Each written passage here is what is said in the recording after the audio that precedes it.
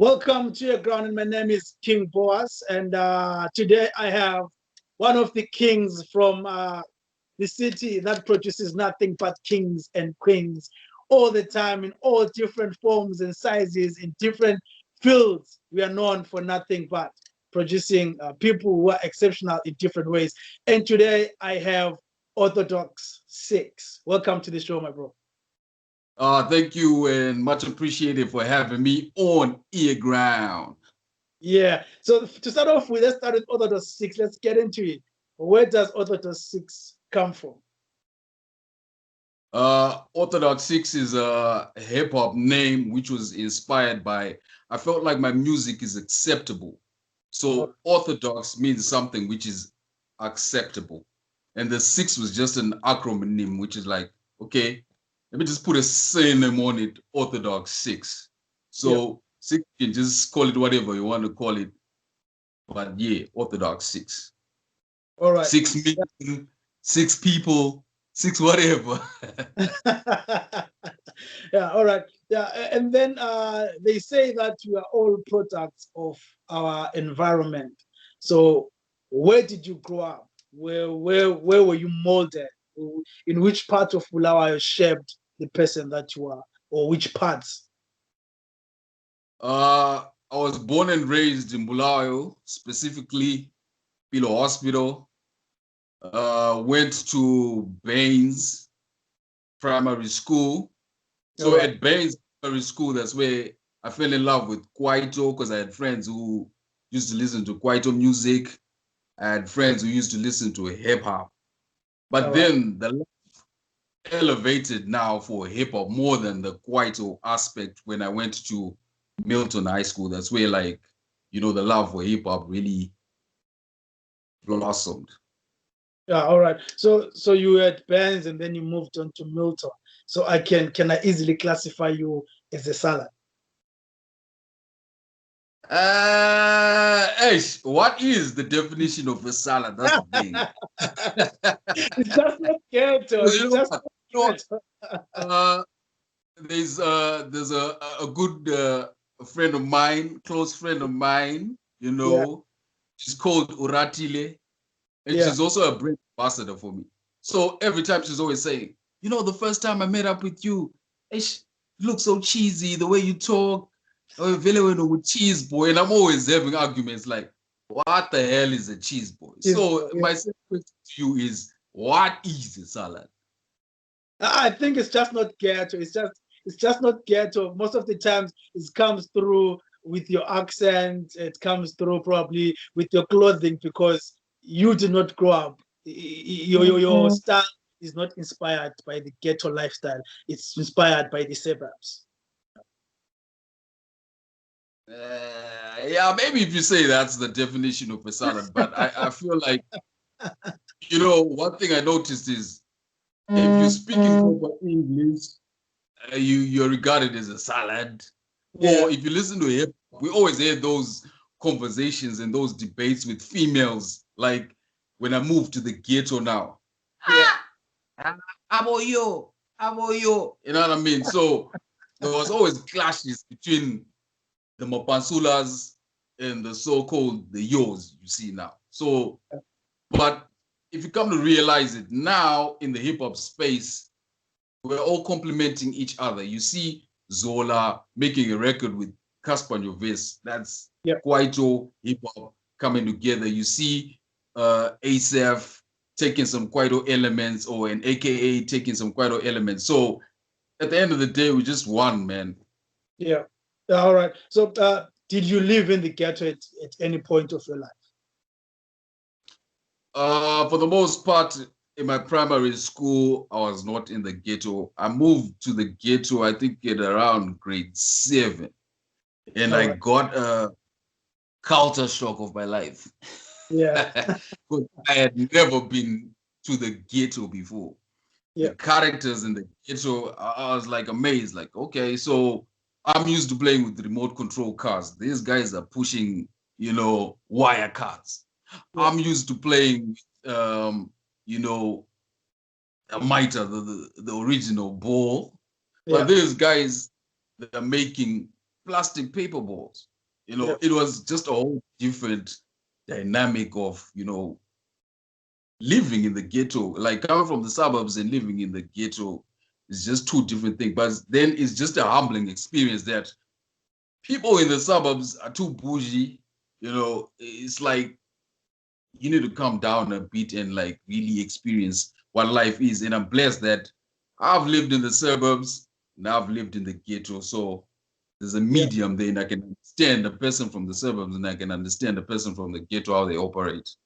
All right. Yeah. Then when you were in Milton, that is when you really probably started writing your rhymes. Hip hop took full effect over. How did this come about? How did you move and gravitate towards a person that you thought hip hop might my thing? The love of this genre might be the choice that I want to make. And you were growing up, I suppose, in an environment where where you were exposed to many different other type of music. And what was the source of, or how did this music get to you? In the 90s, the era I grew up with, yes, I'm an old man. I'm an old man. Yeah. At Milton High School, they were like mostly the salads, as you want to call them, or as you want to term them. These guys, you know, had like, you know, CD players, the Discmen, the Walkmans, you know what I mean? So if you're coming from like a rich household, you get guys with the Discmen. You get guys being sent, you know, the Walkmans from maybe the UKs, the States, and places like that. So most of the music and the influence was coming from those type of guys I was hanging around with, because these guys were always into hip hop. Like, there's a guy called Tupac. There's a guy called DMX. And I still remember there's this guy called Prince. So Prince had like sister brothers in the UK. So every time they used to send him Ahmad discs. So that's when we were listening to the hip hop. Damn, there's this type of music. This type of music. So that's where like really the love of hip hop came from Milton High School. And my favorite language as well was English. So yeah, man, it was just a beautiful combination there. Yeah. All right. And then you met up with guys at some point, and then you decided to start a group and went to record at Cat House. Yes. How did you guys come up together and decide we wanna crack it as a music group? So after Milton High School, I got shipped to just went dark. What happened there? Can you see me? The phone just went blank. Yeah, can you see now? Yes. Can you see me? Yes, I can. Yes, I can. Yeah. Yeah, as I was saying, from Milton High School, I got shipped off to a boarding school called Siren Boys High. And apparently, there's this guy called Lord Skills. All right. We met up Siren Boys High as well. He was coming from Milton as well. So we were in the same dorm. We were in the same dorm. I loved hip hop. This guy loved hip hop. So we're like, damn, let's form what? A group. We called it Lyrical Diplomats. That's before our deep set lava. We didn't copy the deep sets. We already came up with the name Lyrical Diplomats because we felt like, yo, we're lyrical and we feel like the diplomats were acceptable all over. So we formed that group. We saved money. That was like $5,000 by that time, Zim dollars. We came back from school, went to a studio called Cat House. That was the first time ever trying to record a track. Track never came out. We spent about a month going back and forth to the studio by Itai's joint. Never came out. That was that. Yeah. You should have loved music to lose that 5,000 and still go back and try again. Hey, man, there was no choice because we went from Cat House, went to MBFX, went to Ingwe's studios, Yeah. and finally, where I got to record my first proper track, I got introduced to the studio by Valentine, the former teen scene presenter. He's the one who took me to Mouchtech. By that time, it was called Mouchtech, and it changed to Michael Blaine Studios, which was run by King Crude, Taito, and Penyuma Chaza. So that's the first time I recorded my first track called Akaoma. Yeah, all right. Yeah, with Wakaoma, you still, I suppose, you still remember the inspiration. What was the inspiration on Akaoma, and also maybe if you can just give us 16 parts from that track now. Okay, the inspiration from Akaoma is I listened to a whole lot of music. So like the first demo track I told you about was AIDS is a Killer. So All when right. we were doing AIDS is a Killer with Lord Skills, shout out to Lord Skill for dropping the classic album Ingxoxo Zothando, by the way. Gotta get that award. So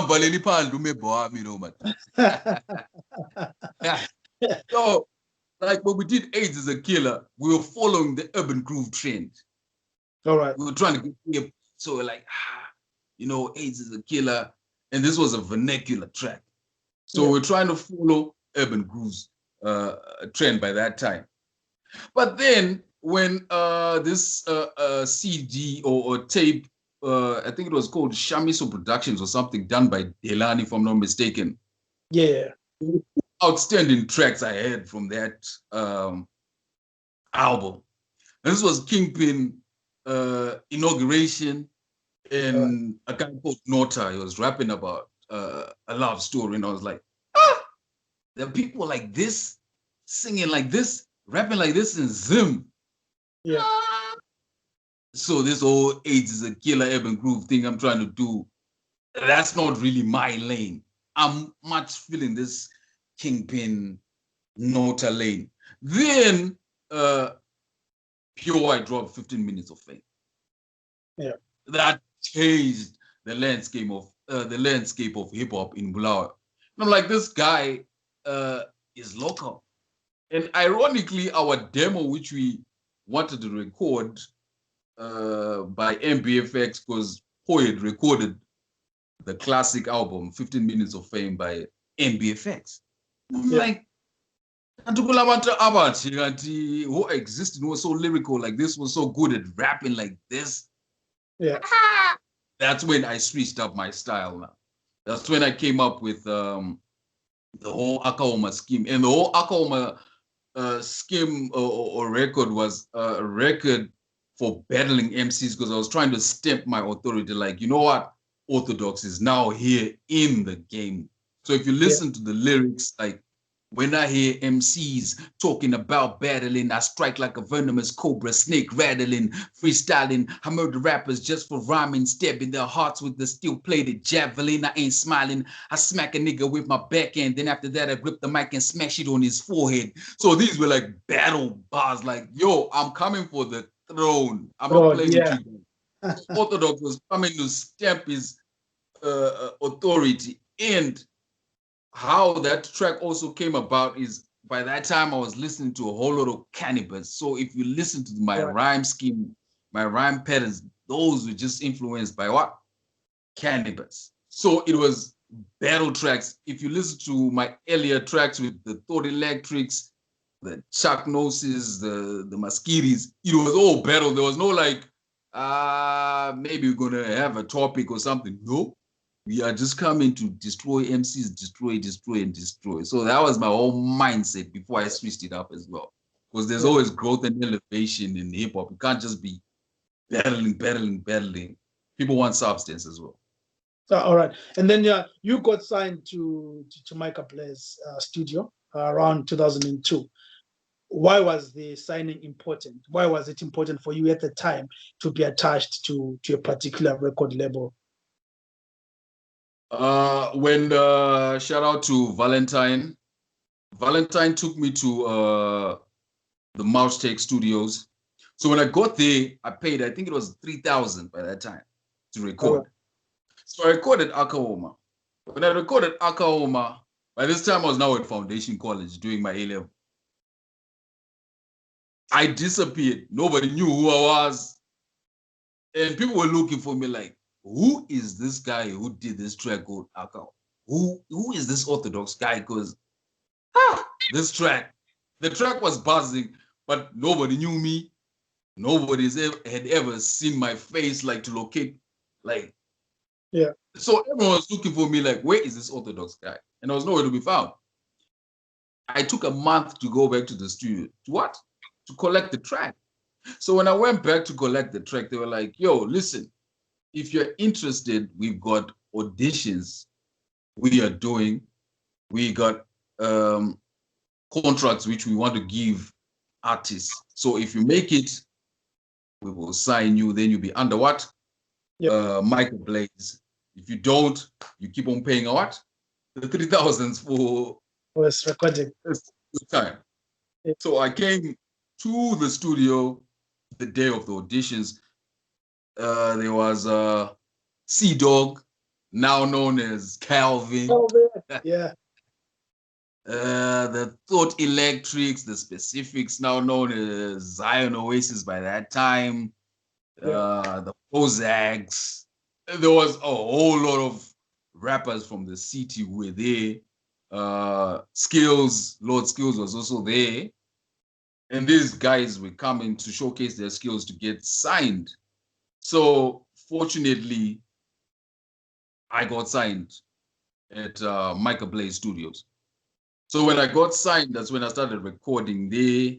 And most of my videos, if you look closely, they've been shot by one guy, and that's King Crude. You listen to most of my records, they've been recorded mostly by one guy, and that's King Crude. Yeah. But in Bulawayo, or let me just say my recording career as a musician, the guys who have helped me the most to mold my music is Calvin. Yes, he is a producer as well. Yeah. So most of my songs, it's Calvin, King Crude, and Center Party from Wisdom Records, the reggae music boss. That's where we record most of our stuff. And I think in my entire life, I've paid for recording twice. Wow. The 5,000 that you lost. The 2,000, the 3,000 and the 5,000, that was it. I've never paid for recording ever. So to up and coming artists, take your craft seriously, and you might just not need to pay for studio time if somebody believes in your talent. Yeah, all right, nice. And then you worked on your first album, Authentic Eminence. How did this come about, and what was in that album? Which tracks, and what was the inspiration of coming with Authentic Eminence?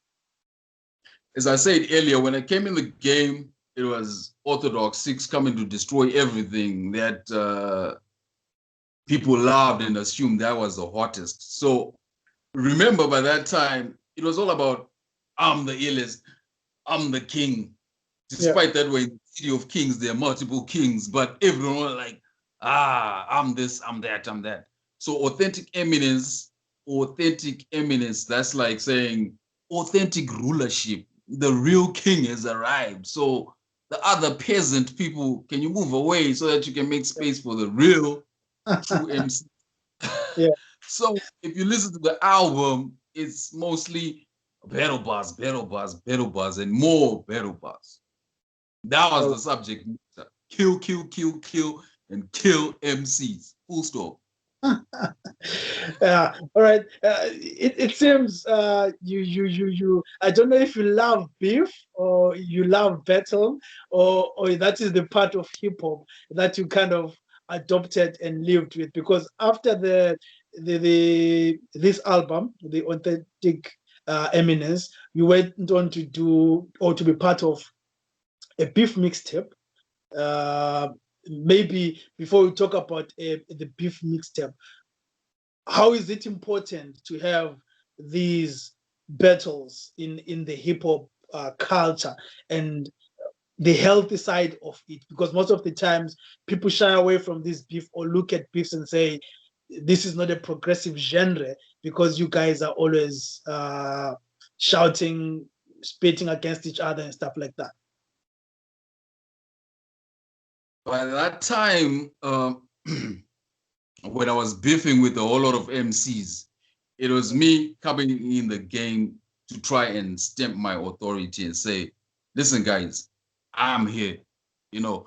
But now at my age and like the mentality I have and the mature perspective I have, beef for me is no longer that necessary because I'm looking beyond, I'm looking beyond the rap aspect. I'm now looking at the business side, the growth side of things. So now we've got people like shout out to Rizla. Yeah. They have battle leagues. So I feel like most of the times, maybe if you feel you've got grievances and you want to battle it out, we now got platforms in the hip hop system or the hip hop community where you can say, you know what, let's set up a battle. Let me go and battle such and such. So that shines a light as well to the battle culture. But you know how we always have differences. So at the end of the day, it's always about ego tripping. I'm the best, you're whack. But at the end of the day, beef is good. But I feel like after we done beefing, what's next?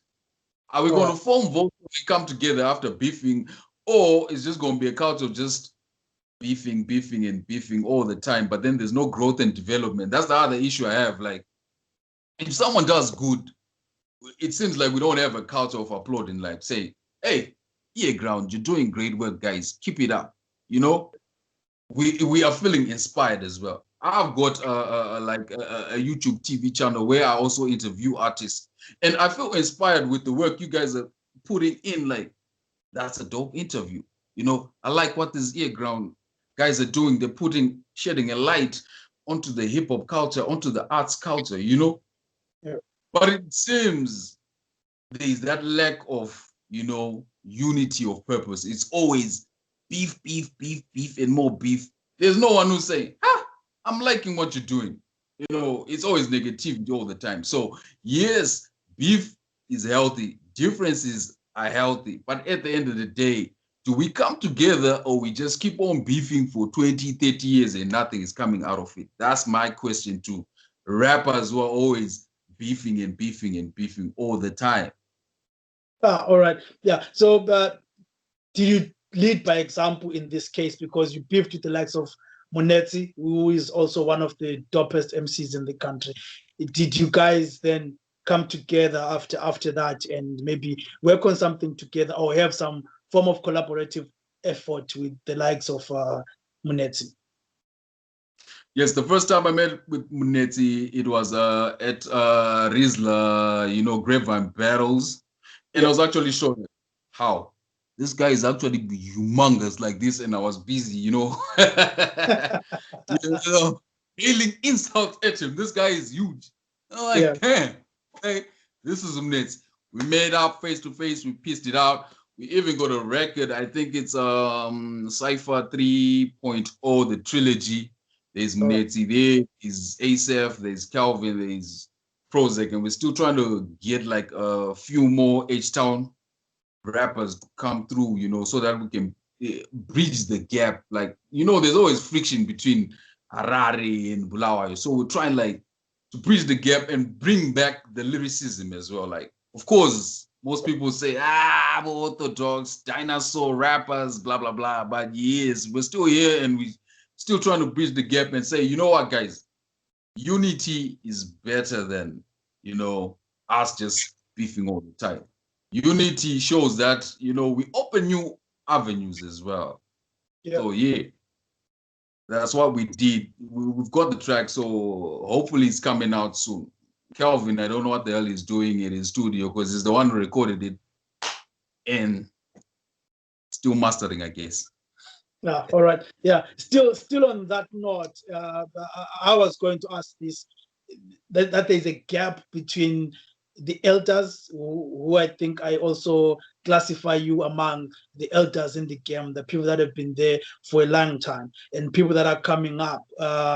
what seems to be the problem between the two camps? They seem like there is little to no respect for each other. The youngins think they know better. They think they are better than you, and you think you've been in the game for some time, so you have lots of experience that these youngins can benefit from. Or sometimes you thresh right away and say, stop it, you don't know what you're doing and stuff like that. So what can be a compromise that can be reached between the two sides, the generational differences, and have some form of continuity going forward?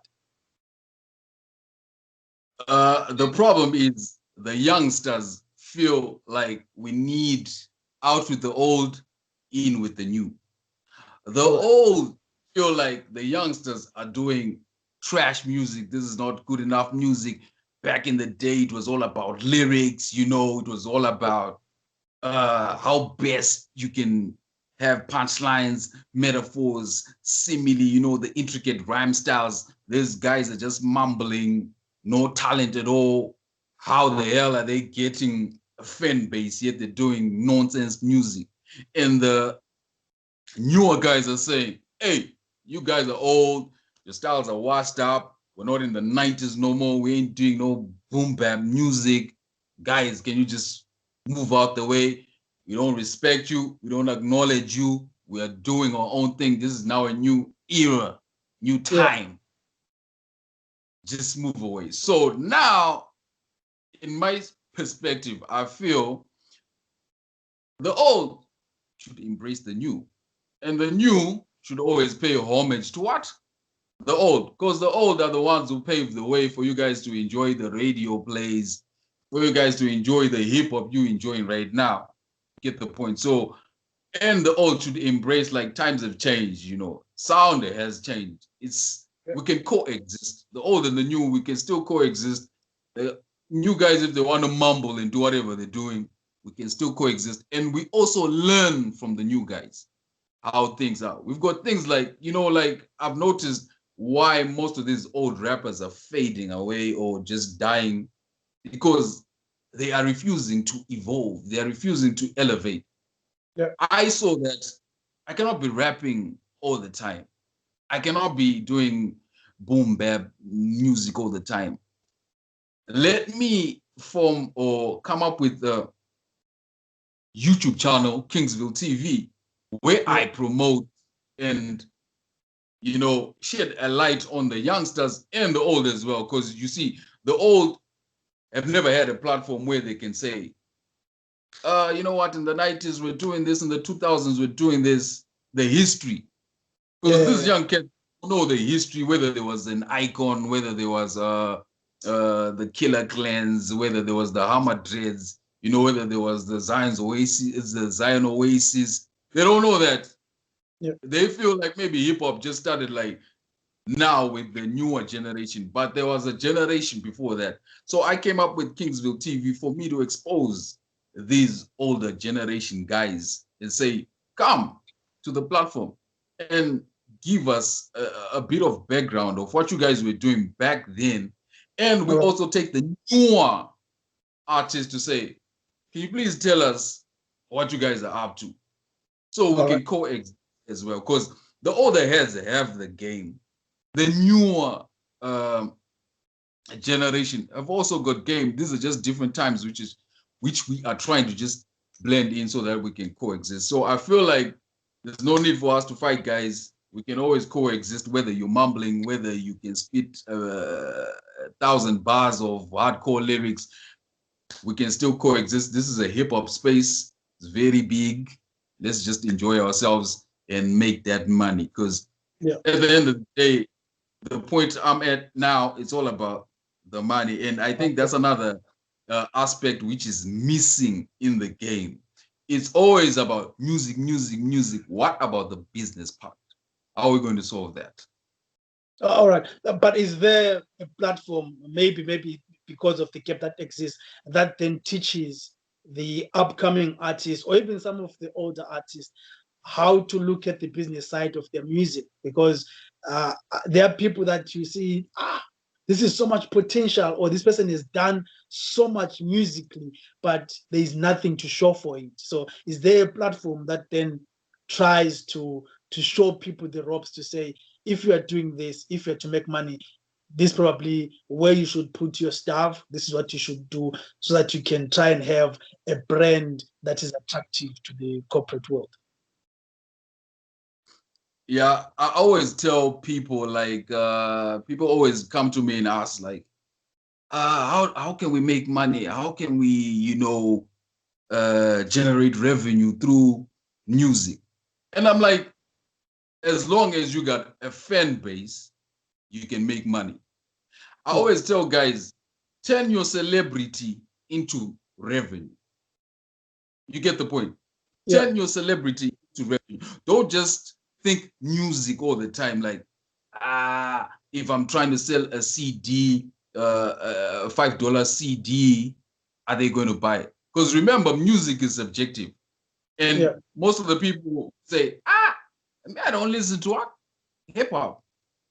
I don't listen to R&B. I listen to gospel music. So I always tell people, like, turn your celebrity into revenue. What I'm trying to say is, maybe you sell your music. You feel like in these economic times and hardships, $5 is too much, right? Why don't you make an album and sell it for $1? You've got 10,000 followers, and you drop an album and you sell it for $1. That's 10,000 US dollars you've had. But people say, selling my CD for $1, that's like, I'm now compromising my art form. That's just too cheap. You're making my music too cheap. I'd rather sell a single for $1. You get the point now. Yeah. The business say. So, And the other point is saying, like, turn your celebrity into money. I'll give you an example of a guy like Calvin. Imagine if Calvin had a business which he's pushing, maybe selling some stuff or whatever. People are definitely going to say, let's go to what? Calvin's store and buy whatever it is that he's selling. This has got nothing to do with music. And now supporting the celebrity aspect of Calvin. Like, this guy, we already know him. Now let's go and buy a Calvin biscuits or whatever it is that he's pushing. That's turning your celebrity into money. All right. People always assume that music will get them there, but nowadays you can't just think about the music aspect, because people, remember, they don't buy music, and for Bulawa it's very hard to please the crowd for them to come to your show. So now, for me, another time, another guy was like, if you post something, you get 10 likes, 5 likes, bruh. Us, we get 5,000 likes, 500 likes. And I was like, the difference between my 10 likes and your 500 likes? Those 10 people who like my post, I'm guaranteed of $100 US when I'm selling my merchandise. Your 500 followers, there's nothing there. Don't buy anything. Exactly. That's the difference. Like, you have to have true fans who support your hustle.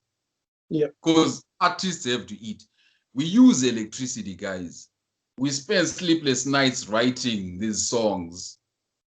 We record, we get hungry. We need to feed our tummies. We need to survive as well. But, that's why I've got a problem with this whole thing of giving free music out. Because you spend so much time writing the music, going to the studio, using transport, using energy.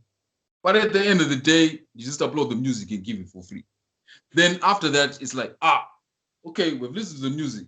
And the fans are always hungry. The internet needs to be fed all the time. You are an interviewer. You know that you need to feed the system all the time. So after dropping the album, it's like, Cutting Daughter, when is the next project coming out? And you never got anything, but you spent sleepless nights in your hard-earned cash, paying for studio time and stuff. So that's why I'm saying we need to start thinking as business people, start knocking at corporate doors, start making music that appeals to the corporates, that appeals to the audience, because you need to know what type of audience you're catering for. And you need to have a target market where you say, you know what, if I sing this type of music, I'm gonna get paid when I perform. But if we're just making music for making music, then it's a hobby. It's not a business. It's just did you hear my song? It's nice. We like it. We like it. But then there's no money. At the end of the day, you start getting frustrated. All right. Yeah. And then you did a Sweet November, a cameo which featured on Africa Magic, and also from my little research, there is so much controversy around that. Who got paid for it? Who sent it to Africa Magic? Maybe if you can tell us what was the storyline of Sweet November? How did it come about? And how did it end at Africa Magic without you guys financially benefiting? Sweet November was a track, a love story, which I came up with by Michael Blaze Studios. So the whole initial idea was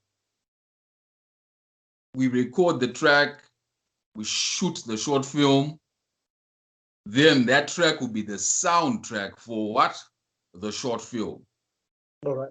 So the movie initially, the short film was called, the track was first recorded called Sweet November.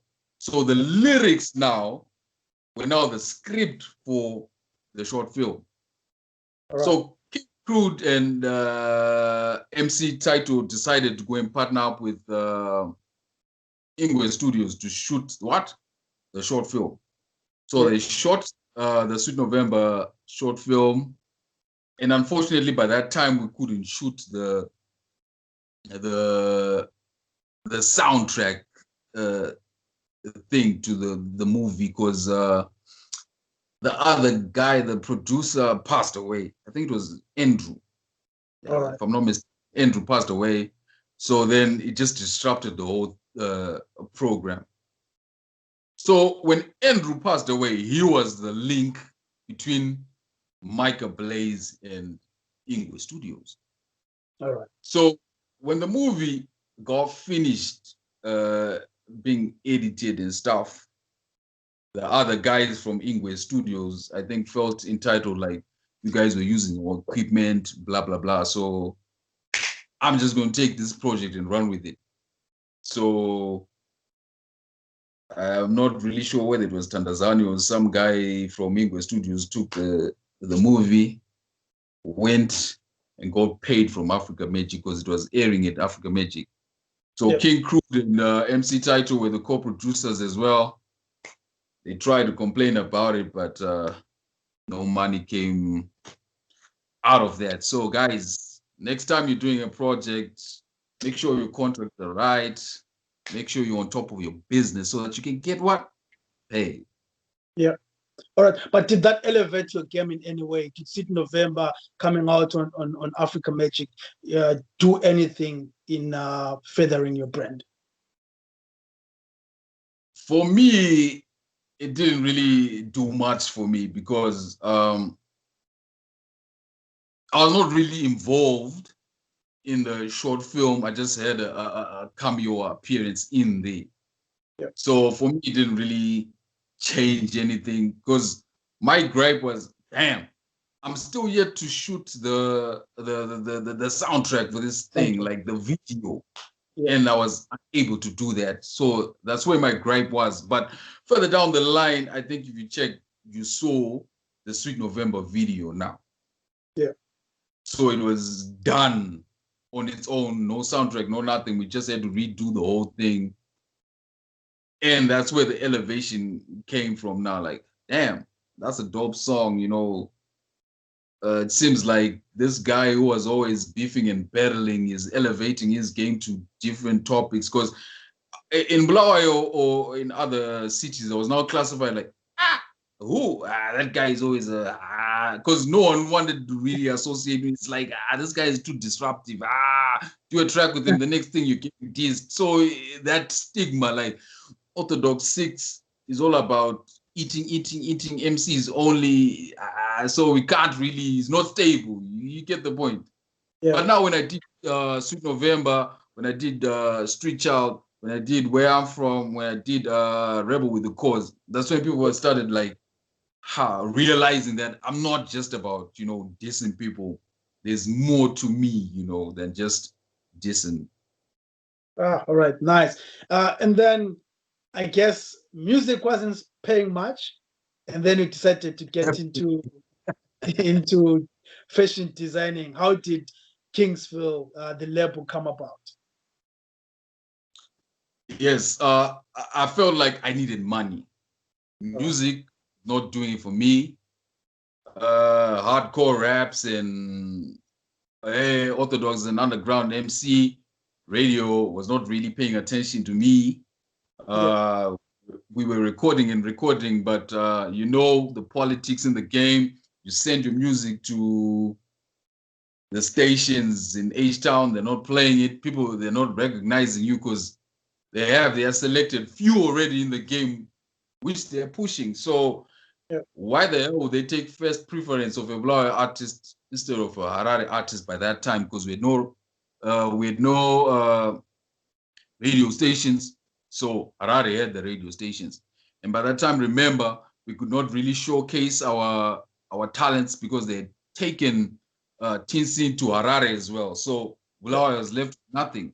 So how am I going to like showcase what I have? So the next best thing, I was like, you know what? Everybody wears a cap. Everybody wears a t-shirt. Everybody wears a hoodie. People love clothes.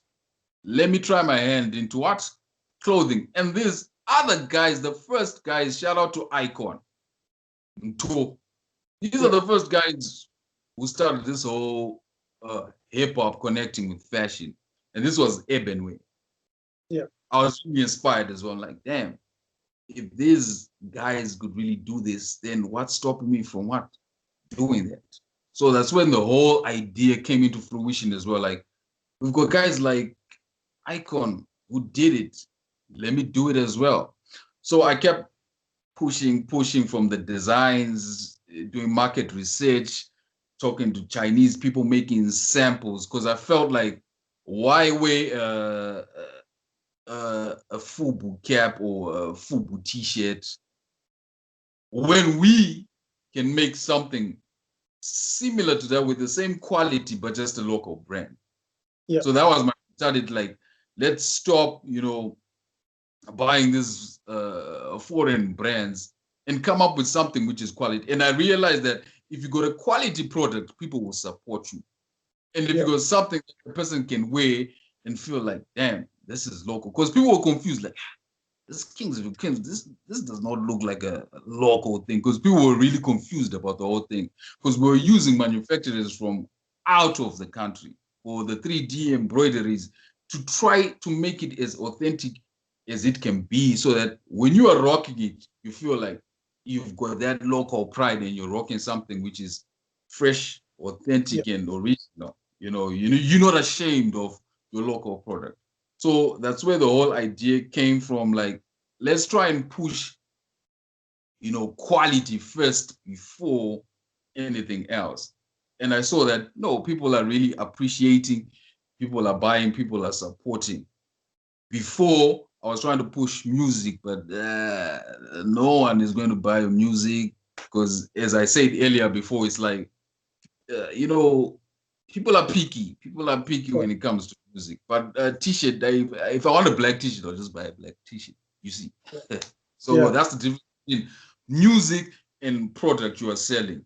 You're selling a cap. A person will say, "Hey, I just want a black Kingville cap." You see, now that's the difference between the music aspect and the fashion aspect. And I discovered that there's more money made when you've got a product to sell. And I always tell people, like, have a product which people need all the time. What are you selling me which I need? People need milling. People need groceries. They need this. People need transportation. People need water. So are you coming with that? Because I don't need music. I really don't. I can Yeah. live without music.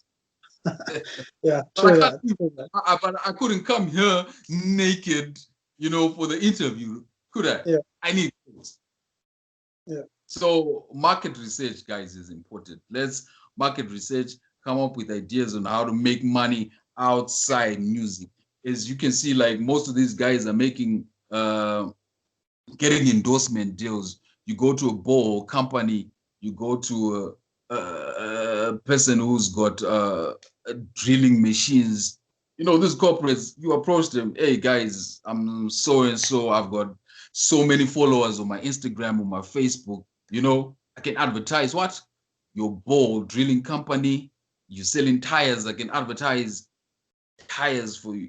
Those are the type of ideas we need to incorporate now for our survival. And yes, you'll be using your music celebrity to get that revenue from somewhere else. So that's what I always advocate to the young guys. I always try to teach the young guys, like, guys, let's not just concentrate on music. Let's look at the business side of it so that you Yeah. can get paid, so that you can drive that car. Because it's so sad that our artists cannot even afford the so-called Honda Fit, the cheapest car. People tell them like, that little thing Honda Fit. You get the point. But Yeah. for getting that Honda Fit may be about 3.5, 4,000. That's hard money to come by if you're not Yeah. really generating that revenue. So I always tell, like, let's hustle. Let's use our followers. Let's use our celebrity influence so that we can get paid. Let's not just make this a hobby, but something that when you go home and say, mama, I'm a rapper, I'm singing, having paper bags, they can see like, yeah, keep on singing. Because People what? do that. Yeah. Yeah, making Yeah. money. But now, if you keep on singing and singing and singing and singing, but there's nothing coming out, like, go and look for a job. Yeah, you see now. Yeah. Yeah. All right. Looking at the state of hip hop at the moment, and going back to when you started, is the game going forward? Is there progress in the industry? Can you look back and say, okay, we've come a long way. We are at a better place. And if we are at a better place, what can we do to push the game forward? Definitely. We are far, far, far, far, far in a better place right now than before. Yeah. I'll give you an example. Back in the 90s, there were limited studios. RIP to Joe Masego, he was one of them. There was Ingwe Studios. There were just a few people who were recording, and you needed to get like DAT tapes for you to record. Then they're going to like you really, it was a hustle to even record. But now, the younger generation, you can record in your bedroom now. You upload this YouTube, SoundCloud. There's a whole lot of avenues you can use for you to get your music out there. So I feel like music now, we're in a better place. And from time to time, I make these vines, these comedy vines, which I make. That's another way to market yourself. You may never know who's going to see your video and say, okay, I like this. It's easy for people to go viral now than back in the days. And the internet is now a global village where a guy from the States, a guy from Uganda, a guy from wherever, they see your talent. So it's much better now. And the hip hop space in Zim, yes, it's growing. Even the videos, quality, people are making quality music, quality videos. I feel like people are really taking their art form serious now because they're trying to compete with the South Africans, the Nigerians, So Yeah. yeah, Zim, the quality is getting there, despite the economic hardships, but people are really putting effort to make their product quality and exportable out there. And yeah, hip hop is growing, it's still growing. And yeah, shout out to all the hip hoppers, man. The struggle continues, but we will get there. Yeah. So is there anyone right now, maybe in your playlist from the local scene that you can say these are artists to look out to for maybe five artists that you say these are artists that are happening for me right now. People should check them out. Shout out to Lord Skills. As I said before, Lord Skills, that's a dope album, Ingxoxo Zothando. And I would give it to Calvin, my boy. You know, consistency, consistency, consistency. This guy is very consistent and is giving you dope music. And we got Asaph, he's giving you great music as well, dope visuals, consistent as well. We got this guy called The Dog. I think he's the king of hooks in Bulawayo, that's far. This guy Yeah. is just dropping dope hooks and visuals. And shout out to Rasqui City, you know, his visual game, you know, is dope as well. Shout out to uh what's this boy's name now? Ish. Rocky Dub, yes, Rocky Dub. Yeah. They're representing for the city. And shout out to H-Town because I know they're also putting work on the Zim dancehall aspect, hip hop aspect as well. The visuals are great. Shout out to Vusa Blacks, Andy Carter. You know, these guys are, you know, making the game grow and, you know, go forward, man. Yeah, all right. So what are you working on? What can we look forward to before I let you go? What are you working on at the moment? As Othordox 6 or as Kingville TV? Is there anything that we should be looking out for? At the moment, Kingville TV, we are just working on just interviews and more interviews, shedding light on at the moment our artists because I feel like they're not really getting that coverage they need. So I'm just taking hip hop artists at the moment, but I feel like we need to expand into the arts department as well. Take R&B singers, gospel singers. Shout out to Omvi TV. I don't know if you have seen some of their stuff, Yes.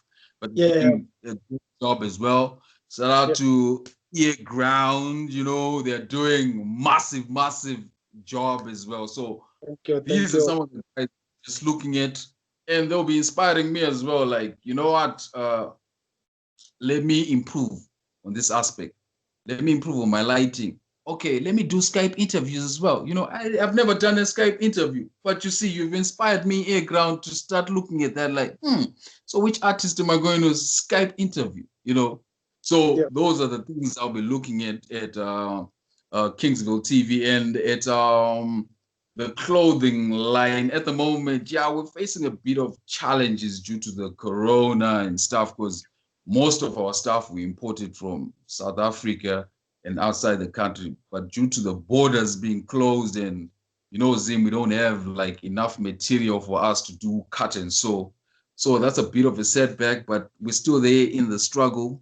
Shout out to the beautiful and lovely Miss Uratile. That's one of my Kingville clothing model, you know, she keeping the Instagram sizzling.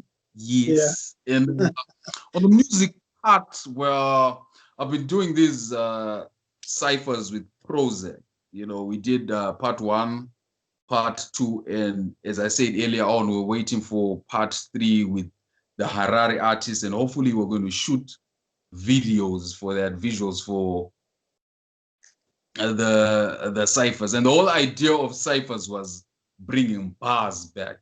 You know how old heads think, these guys are not, you know, lyrical. Yeah. So trying to show them how we used to do it back in the day. Let's do lyrical stuff. So that was just the whole idea of bringing bars back.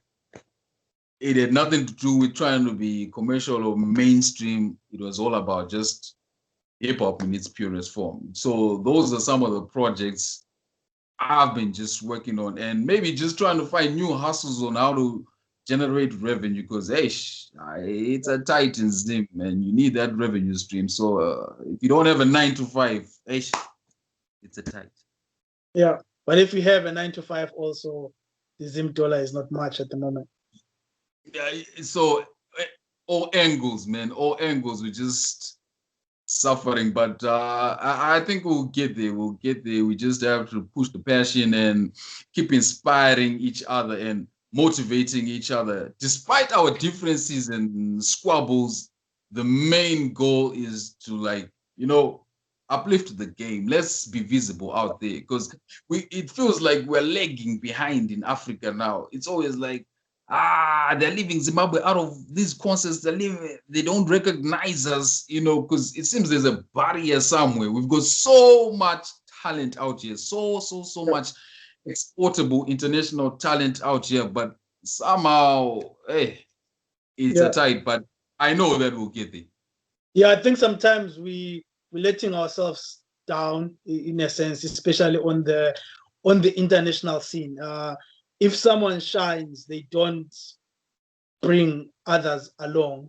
I posted something about blacks thinking about being the first black to do this, being the only black to do this, being the black that's best at this. And most of the time, it's also the same thing with Zimbabwe, where I'm the first Zimbabwean to do this, I'm the first Zimbabwean to do that. And then at the end of the day, no one comes close to you because you're the first to do it, and you then keep people at arm's length, or you do anything in your power to make sure that you hold on to that title to say you are the only one who's ever done this, which is not progressive at all. Yes, we definitely need unity of purpose, as I said earlier. Unity of purpose. Let's form Voltron. If we form Voltron, I think things will move smoothly. But if it's always me, I want the shine, I want to be seen all the time, then that means the other up and coming artists are not growing. That's the other gripe I had. Like, guys, let's have new talent as well, shining. Yeah. Uplift the young ones. Yeah. We heard, like, we already know, yes, you are talented, you are an OG, you are a legend. We've already seen that, you've proved that a million times. But then we need new talent, cultivate them, show them the ropes, and you'll be surprised, we'll go far. Yeah.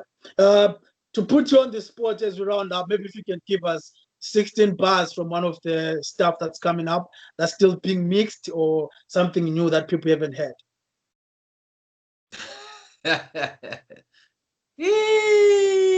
Listen to this guy now.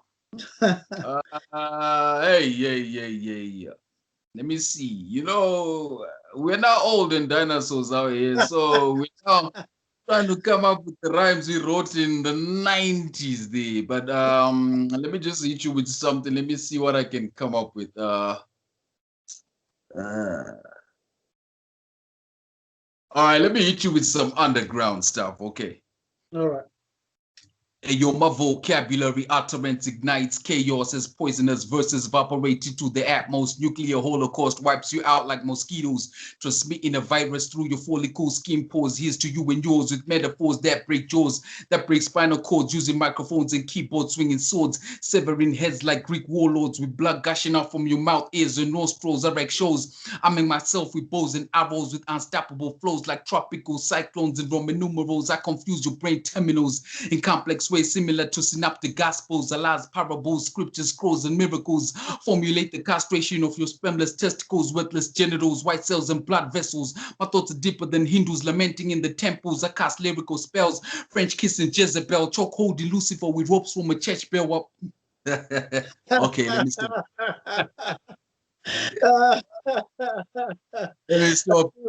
You got my mind tormented. I'm looking for a dictionary, like, yes, what is he saying? Those are the type of rhymes we were writing back in the day, and now it has changed now, you see. So we cannot be singing about, astrologically I foretell my own destiny, blah blah blah, and all that stuff. So yeah, man. Yeah.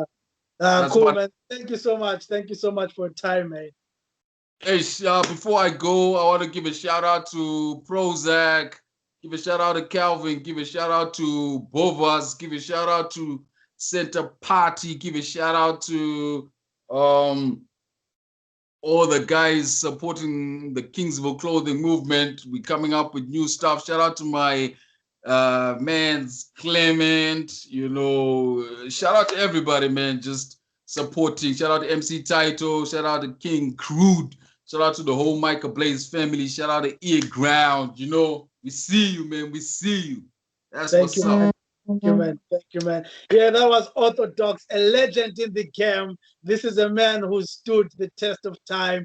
He's come up with many different things, short films. He's come up with a clothing label. He's still doing music, and he's inspiring and working with the next generation for continuity in the game. Thank you so much, Othordox 6. This is King Boaz on earGROUND, and I'm out. Salute.